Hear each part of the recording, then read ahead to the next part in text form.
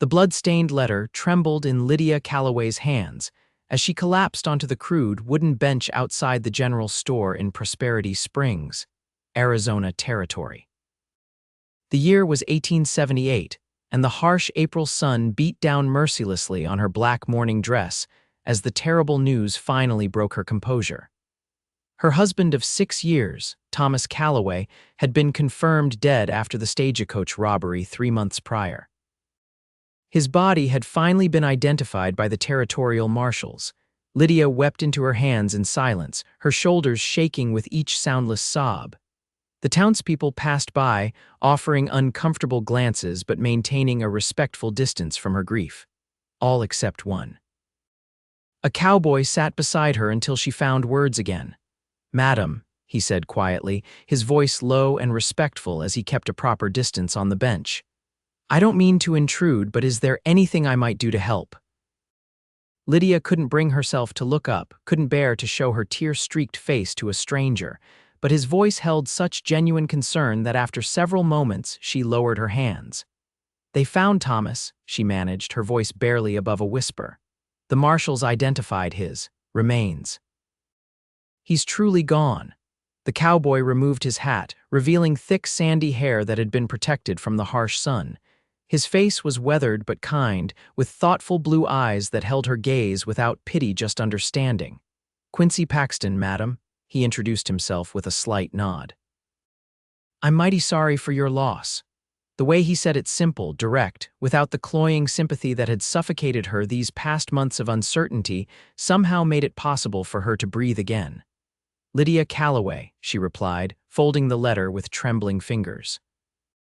"Thank you for your kindness, Mr. Paxton, but there's nothing to be done now. The letter confirms what I've feared since January." Quincy nodded, keeping his hat in his hands. "Sometimes having certainty, even the worst kind, is better than wondering." He glanced at the general store. "Might I buy you a cup of coffee? You shouldn't be alone just now." Lydia almost refused out of habit. A respectable widow shouldn't accept invitations from unknown men, but the thought of returning to her empty home was suddenly unbearable. "That would be appreciated," she said softly. They sat at a small table in the back of Wilcox's general store and cafe, where Emma Wilcox served them coffee without comment, but with a sympathetic smile for Lydia. The news would spread through town by sundown. "You're not from Prosperity Springs," Lydia observed, grateful for any conversation that might keep her mind from drowning in grief. "No, madam, just arrived yesterday. I've taken work at the Carter Ranch north of town."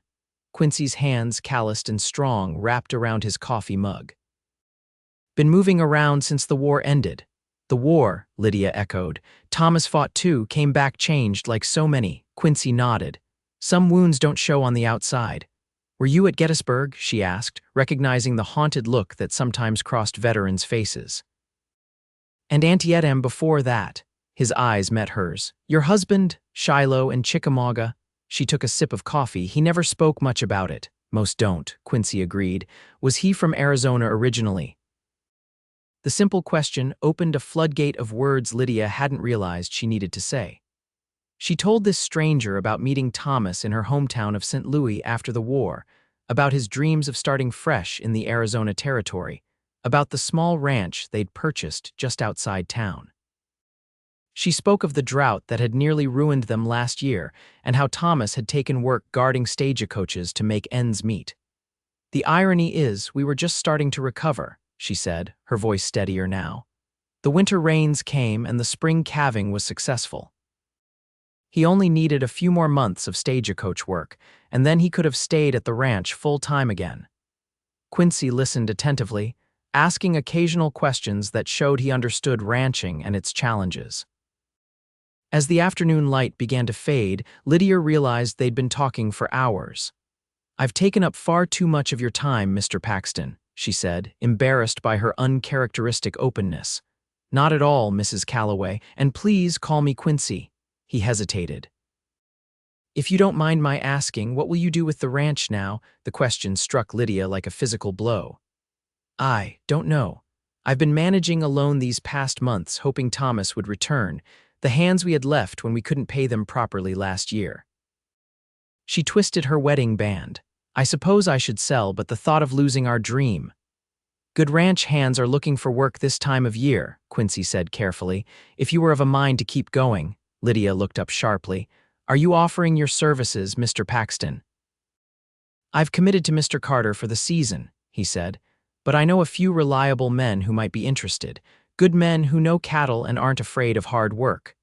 Hope flickered briefly in Lydia's chest before common sense extinguished it. I appreciate the thought, but I couldn't possibly afford to hire hands right now.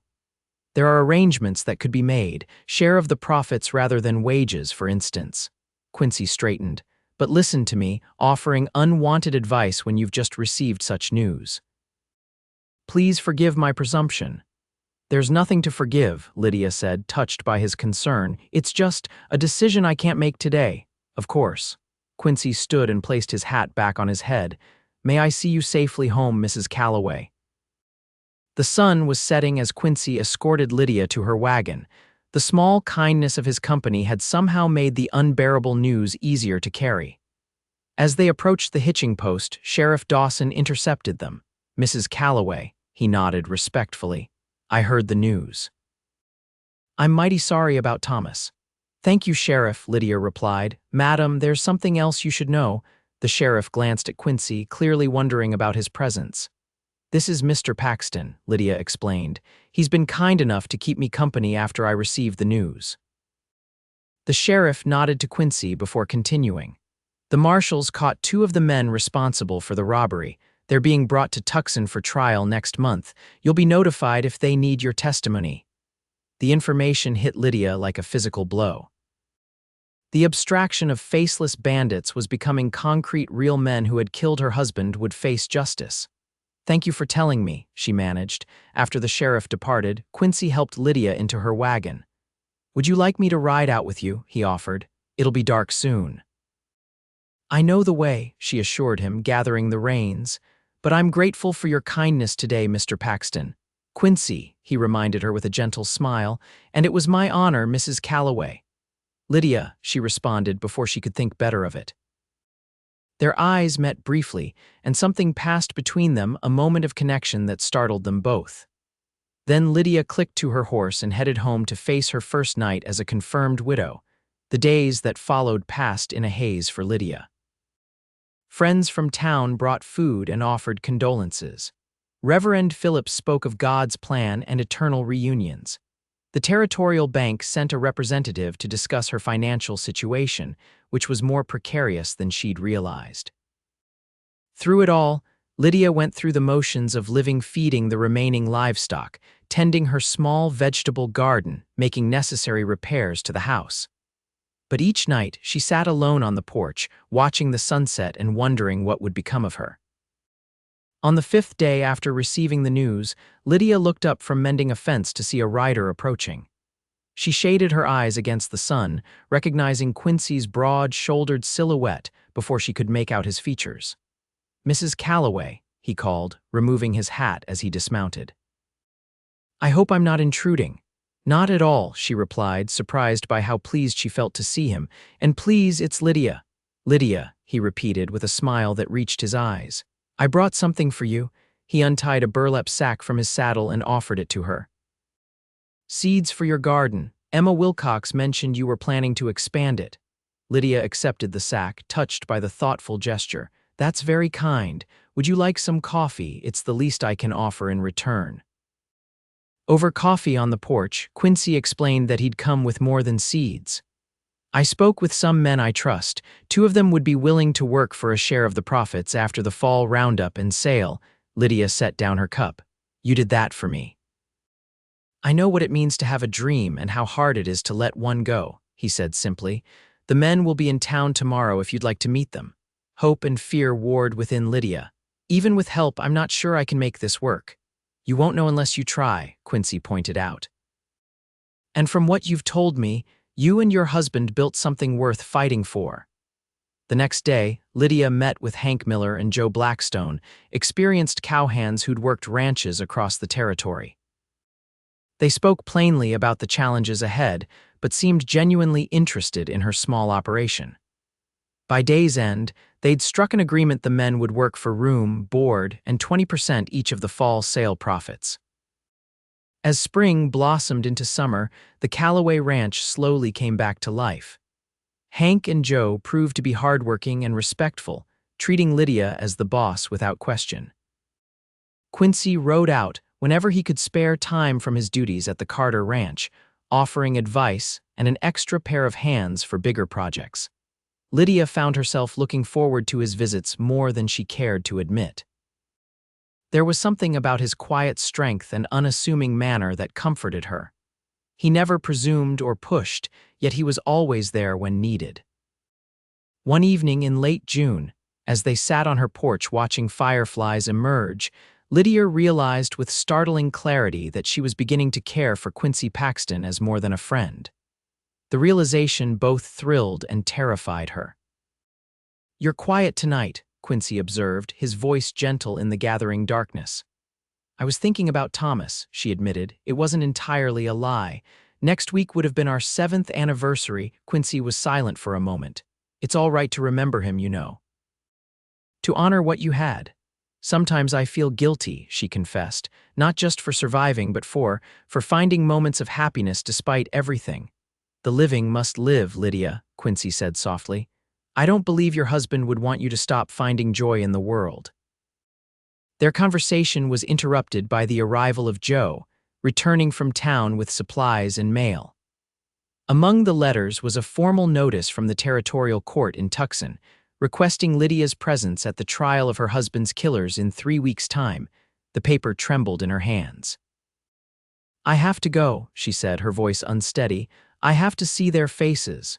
"You shouldn't travel alone," Quincy said immediately. "It's a hard journey to Tucson."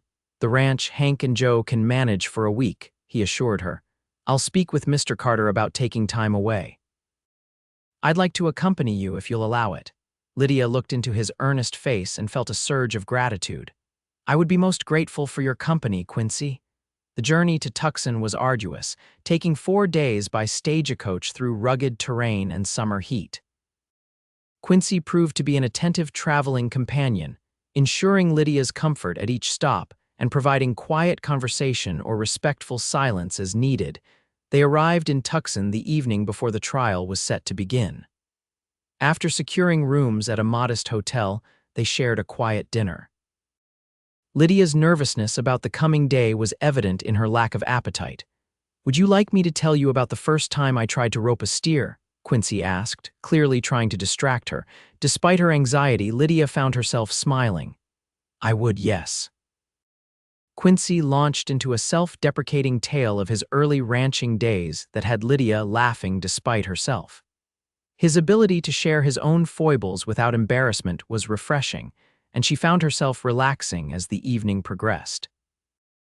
As he walked her to her room, Quincy stopped in the hallway. "Whatever happens tomorrow, remember that you're not alone, Lydia." Impulsively, she reached for his hand. "Thank you for being here. I don't think I could face this without you." Their eyes met, and for a breathless moment, Lydia thought he might kiss her. Instead, he gently squeezed her hand before releasing it. "Try to get some rest," he said softly. "I'll meet you for breakfast at 7. The courthouse was imposing, a testament to the territory's growing importance and aspirations for statehood. Lydia sat rigidly in the gallery as the proceedings began, Quincy a solid presence beside her. When the accused men were brought in, Jacob Reed and William Frost, she studied their faces intently, searching for some sign of remorse or humanity. She found none. The evidence against them was substantial. A witness had seen them fleeing the scene. Items stolen from the stagecoach passengers had been found in their possession. Most damning of all, Reed had apparently boasted about the robbery in a saloon, not realizing an off-duty lawman was within earshot. When it came time for Lydia to testify, she spoke clearly about her husband, his character, his work ethic, the life they had built together. She described receiving news of the robbery, the agonizing months of uncertainty, and finally, the confirmation of his death. Throughout her testimony, she kept her eyes fixed on the defendants. Let them see the human cost of their actions, she thought. Let them know who Thomas Calloway was. The trial lasted 3 days. On the third afternoon, the jury returned with a verdict, guilty on all counts. The judge sentenced Reed and Frost to hang. As the courthouse emptied, Lydia remained seated, unable to move. Justice had been served, but it brought less comfort than she had expected. Thomas was still gone. "Lydia," Quincy's voice broke through her thoughts, "are you ready to leave?" She nodded, allowing him to help her to her feet. Outside, the bright Arizona sun was blinding after the dim courthouse interior. "I thought I would feel different," she admitted as they walked slowly back toward their hotel. "I thought knowing they would be punished would bring me peace." "Justice isn't the same as healing," Quincy observed quietly. "One happens in a courtroom, the other takes time and comes from within." That evening, too restless to stay in her room, Lydia suggested a walk. They strolled through Tucson as the heat of the day gave way to a cooler evening, eventually finding themselves in a small plaza where a Mexican guitar player was entertaining diners at an outdoor cafe. "Would you care to sit for a while?" Quincy asked, gesturing to an empty table. They ordered coffee and listened to the music, the melancholy notes perfectly matching Lydia's contemplative mood. When the musician began a gentle waltz, several couples rose to dance in the plaza. "Would you do me the honor?" Quincy asked, extending his hand. Lydia hesitated only briefly before accepting. It had been so long since she had danced, since she had allowed herself any such pleasure. Quincy led her confidently but respectfully, maintaining a proper distance between them as they moved to the music. "You dance well, Mr. Paxton," she observed, surprised by his grace. "My mother insisted all her sons learn," he replied with a smile. "She said a man should know how to behave in civilized company even if he chose to spend his life on horseback." "She sounds like a wise woman." "She was," he agreed, a flash of old grief crossing his features. "Yellow fever took her and my father both in '67. "I'm sorry," Lydia said, realizing how little she knew of his past despite all he had done for her. "It was a long time ago," he said, "but I still miss them. I suppose some absences never fully heal, we just learn to carry them differently as time passes." The music ended, and they returned to their table.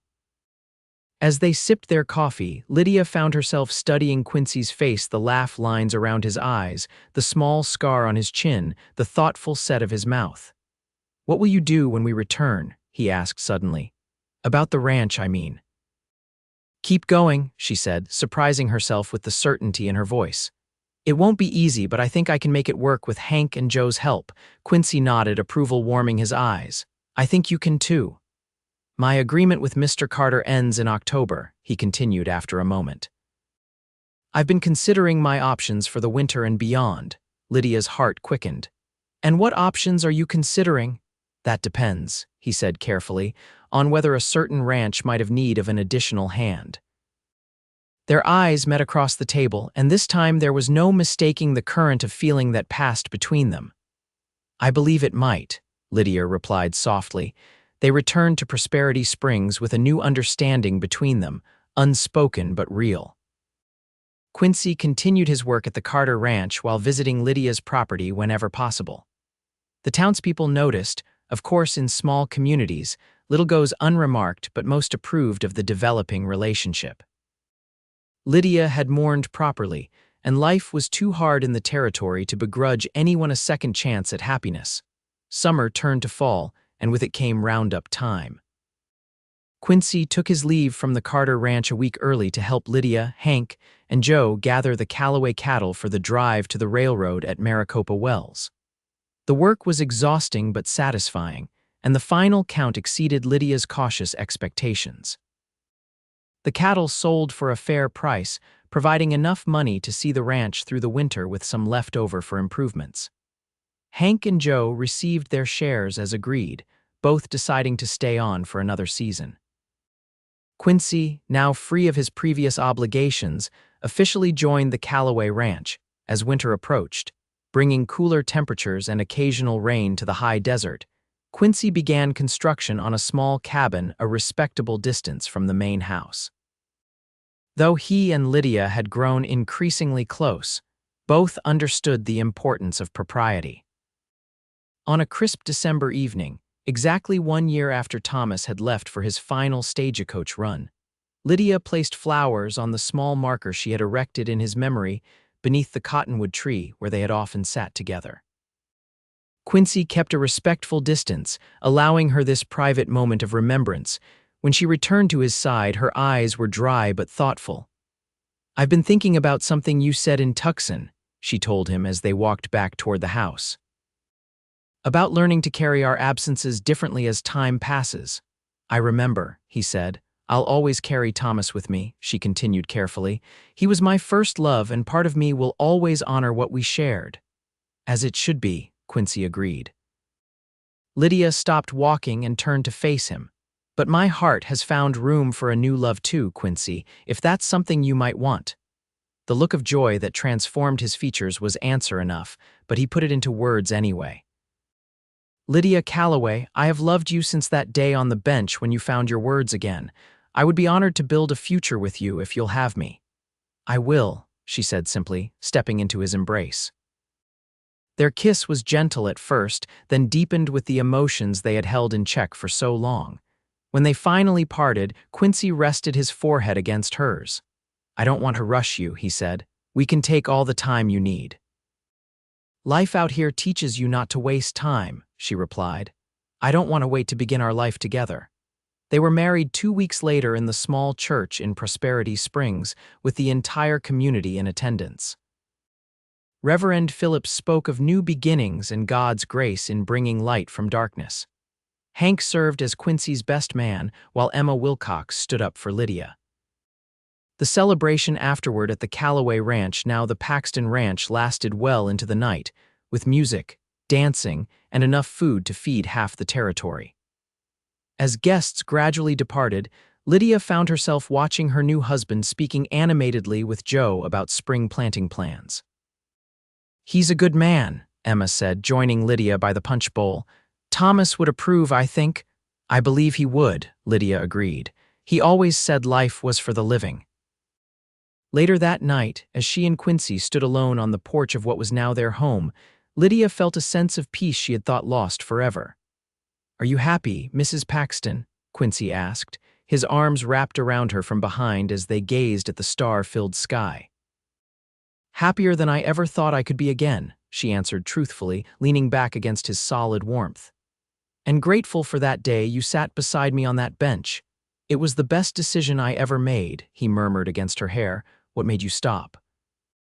she asked, turning in his arms to face him. "So many others walked past, but you stayed." Quincy considered the question thoughtfully. "I recognized something in your grief," he finally said, "a kind of dignity even in your deepest pain. I couldn't walk away." Lydia reached up to touch his face, tracing the lines that life had etched there. "I'm glad you didn't."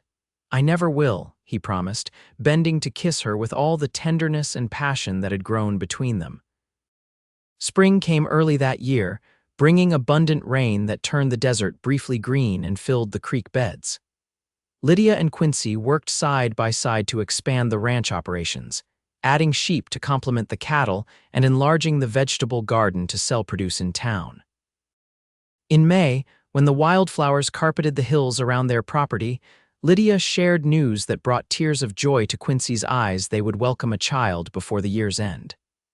That evening, they sat together on the porch swing he had built for her, making plans and dreaming of the future. "Do you ever wonder how differently things might have turned out?" Lydia asked, her head resting on his shoulder. "If you hadn't been in town that day, or if you'd chosen to ride for a different ranch?" "Sometimes," Quincy admitted. "But then I remember something my father used to say, that life has a way of leading you where you're meant to be if you have the courage to follow the path." Lydia smiled, placing his hand over the slight swell of her abdomen where their child grew. "I think he was right." As the sunset painted the Arizona sky in shades of gold and crimson, they sat in comfortable silence, two people who had found in each other the strength to face whatever the future might bring together. In November, with the first winter chills settling over the land, Emily Grace Paxton came into the world with her mother's determination and her father's thoughtful blue eyes. As Quincy placed their daughter in Lydia's arms for the first time, the circle that had begun on a bench in Prosperity Springs felt complete. Life in the Arizona Territory remained challenging, with droughts and harsh winters, occasional trouble from rustlers, and the everyday difficulties of ranch life. But Lydia and Quincy faced each challenge together, their love deepening with each passing season. And sometimes, on quiet evenings, Lydia would remember the darkest day of her life, the day a letter confirmed her worst fears, and marvel at how from such despair had come such joy. A widow had wept into her hands in silence. A cowboy had sat beside her until she found words again, and in that simple act of kindness, a new chapter had begun.